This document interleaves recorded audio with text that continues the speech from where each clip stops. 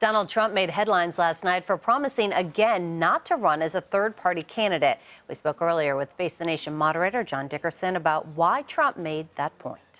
At the moment, the reason it works well and is important for him to make that declaration is that he was taking a little bit of heat from the conservative talk show hosts about two things: his attack on, his attacks on Ted Cruz, but then also the idea of flirting with an independent candidacy, which they believe would hand the nomination to Hillary Clinton. And so they were questioning his loyalty. And so it just locks up something for him. He's facing a little bit more competition from a serious conservative candidate in Ted Cruz. He's had other competition from other candidates, but he's been able to sort of blow that off.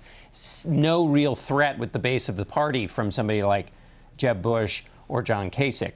But when Ted Cruz is within striking distance, as he is in Iowa, Trump needs to be more careful about the base, and so saying he's not going to leave is something that shores up his support in that group. Mm-hmm. John, we saw a lot of clashes, but we also saw another interesting dynamic play out on the stage, and that was between Trump and Cruz and the fact that they really seemed to be supporting each other. There was a particular soundbite we want to play for you where Ted Cruz was asked about Trump's proposal to ban all Muslims from temporarily coming into the U.S. Let's listen to that. I want to get your take. Republican primary voters deserve to know, with the kind of specificity and responsiveness you delivered in your 9 Supreme Court arguments, how you disagree with Mr. Trump. Will you spell that out with us?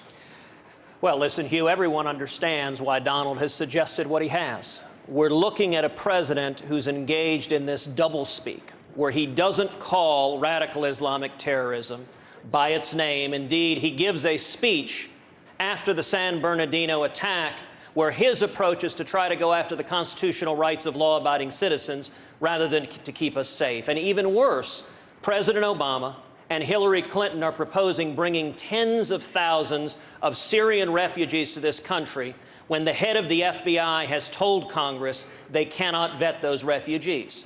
I understand why Donald made that proposal. I introduced legislation in the Senate that I believe is more narrowly focused at the actual threat, which is radical Islamic terrorism. So what do you make of his support? It went both ways.